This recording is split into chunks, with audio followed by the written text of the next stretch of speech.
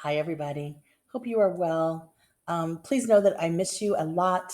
Um, I just, I just hope everybody is well. All of you have emailed me and you're not feeling good, so just please take care of yourselves. Know that I'm here for you, and so are all your other teachers and the administrators and your counselors. We just all want to help you.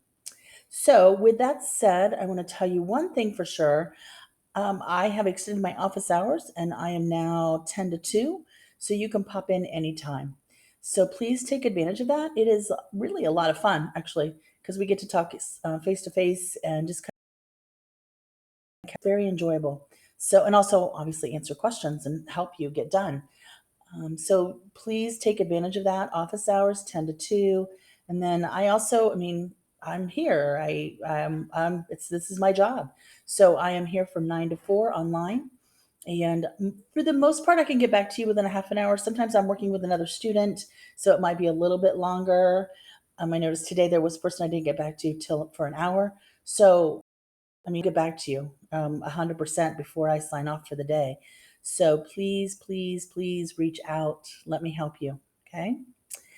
With that said, I want to talk about a few things going on in our classes. So I'm going to hop over to um, the classroom and I just want to talk about this. Okay.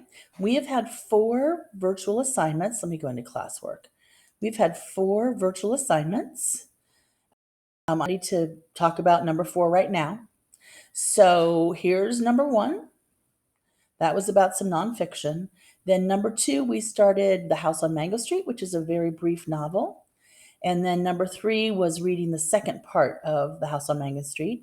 In both of those cases, there was some questions to answer.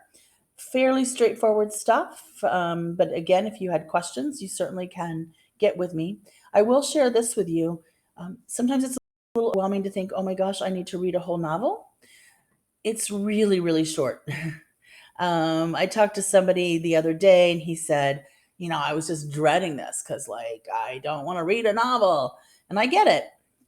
But then once he started, he said he got part 1 done, which is virtual assignment number 2. He said he got that reading done in about an hour. And same for part 2, which is virtual assignment number 3. So it really does not take that long. I absolutely promise. So 2 and 3 are The House on Mango Street, and that was simply reading and then answering some questions. And then hopefully you've realized this. Mrs. T is posting some things for you, just some ideas on how to sort of stay sane during this time. Unfortunately, though, today was her last day.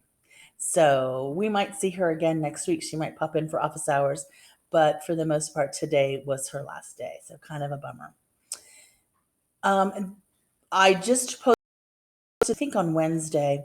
So virtual assignment number 4, I just wrote good news, and I told you that I'm going to give you until May 1st to get that done. So instead of having a week or thereabouts, you have actually two full weeks. So hopefully that helps you get caught up. That's my goal in life, is for you to get caught up. I also offered some extra credit. If you watched a video, answered some very brief questions. Really, really brief. Like it takes you like 3 minutes. So if you want to do that, you can do that as well. Okay, so that was me just kind of telling you about assignment number 4. And then let me continue on here. I wanted to show you a couple other things. Also, here, I know some of you have commented that reading The House on Mango Street on a screen is so difficult, and you're already on your screen so much. So I did you a video link, okay? Or if you want, you can email me, and you and I will work out a time for us just to read it aloud together. It doesn't take that long. If we spent a half an hour a day, we would probably be done in, just a few days. So if you would like to have me read it to you and talk to you about it, that would be fun for me and it would help you. Right now, your goal is to have virtual assignment number 1, number 2, and what I'm getting ready to talk to you about, number 4, done by May 1st. There's going to have to be a pretty solid reason why I would accept something after May 1st. Interims are due May 1st. And here's the other thing that I wanted to share with you. I know on social media there has been some talk about fourth 9 weeks across the state not mattering, that it's going to be exempted. That is not true. That is a rumor that has no basis in fact.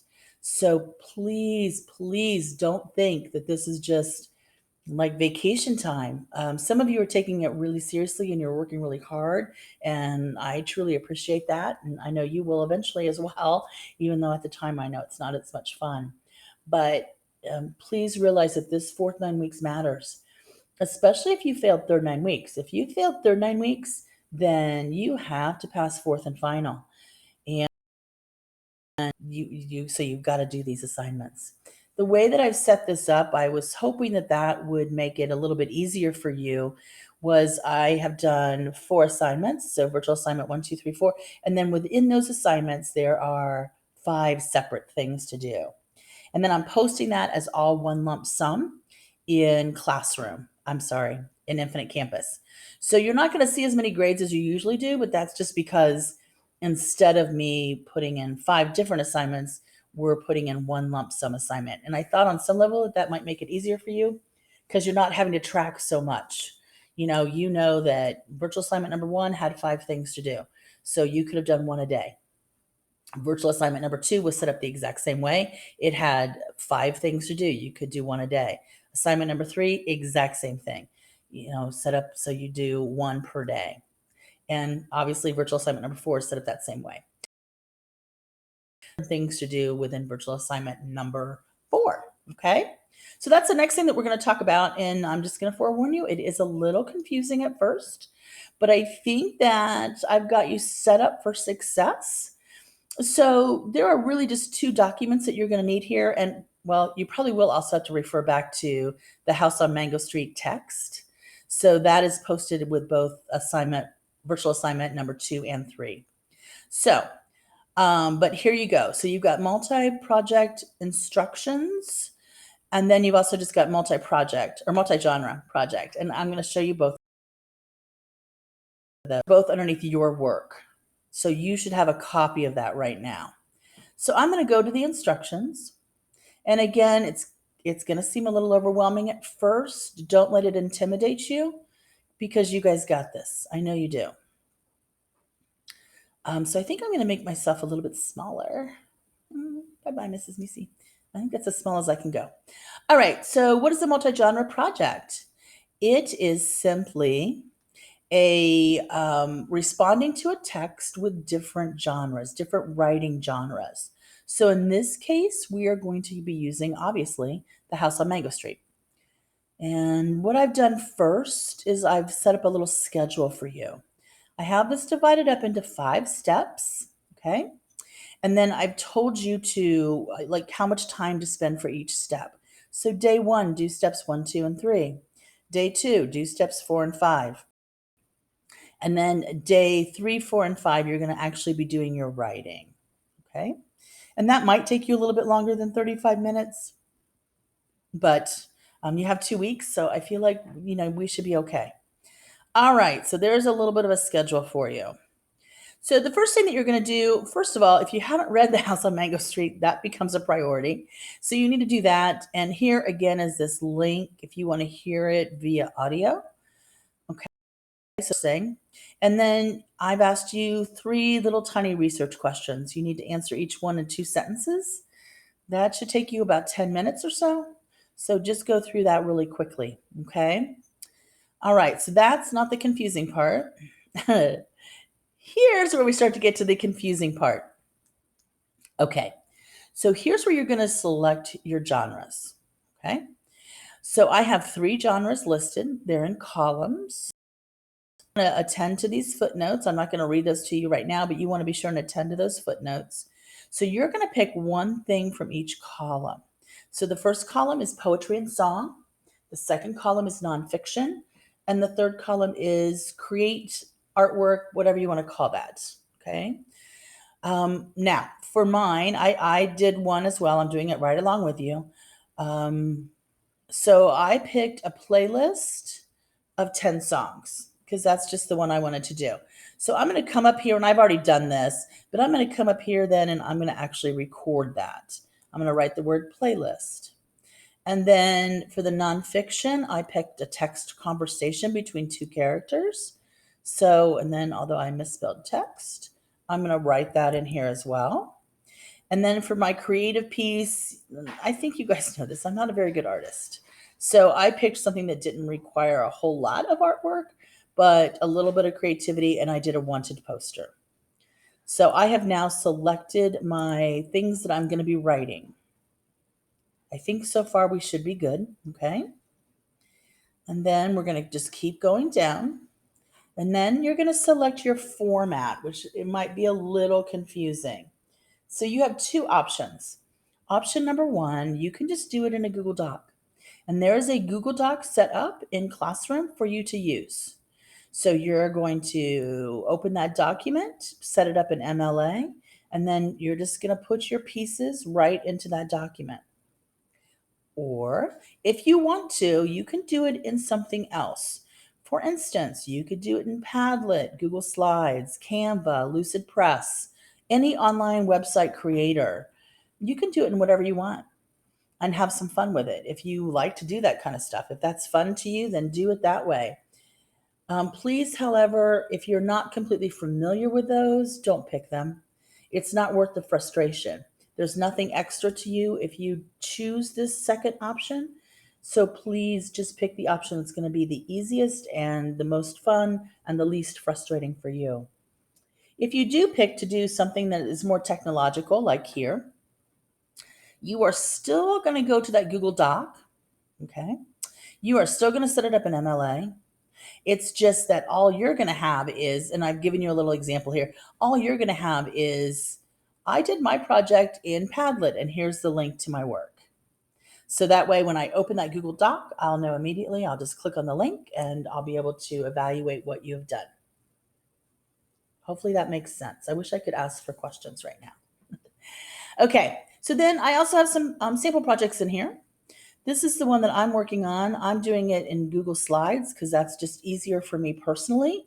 If you know a lot about Google Slides, that might be the case for you. I know we have done some projects in Google Slide and I've taught you guys some things. So if you want to do it this way, that's fine. Now I have converted this to a PDF, by the way, just because it's easier to see that way. But what I did this in is a Google Slides. So I have my MLA set up. I have a table of contents. I have an introduction. And we'll talk about those in just a minute. And then I have my 3 different writing projects, 3 different genres. So my first one was Sally's Top 10 Playlist. I talk about Sally. I have some textual evidence. And then I provide a playlist. And oh my goodness, for those of you that speak Spanish, I apologize. I was really kind of proud of this. I tried to write this in Spanish. It's supposed to say Sally was sad, top 10 songs. Not sure I did that correctly, but hopefully I did. Anyway, so I picked these songs. They're from the 1960s because that's when the book is set. And I kind of explain up here the songs that I picked and why I picked them. So that was my first genre.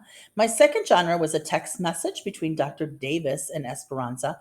Dr. Davis is not actually in the novel, but he is one of those linked readings that we gave you. And his was at the very end of the text. He is the one that went back to Newark with his 2 friends. They made a pact to come back to their neighborhood and be doctors. So this is a text message between the 2 of them. And it needs to be relevant. Like you can't just, if you're going to do this one, you can't just say, hey, what's going on? Hey, not much. What's going on with you? Not much. What are you doing? Nothing. It needs to, you need to show that you've read the book and that it has some sort of relevancy. Their conversation has some sort of relevancy. Okay. And so that's what I've done here. And then down here, as I get to the end, I thought this was funny. I said, this is Esperanza.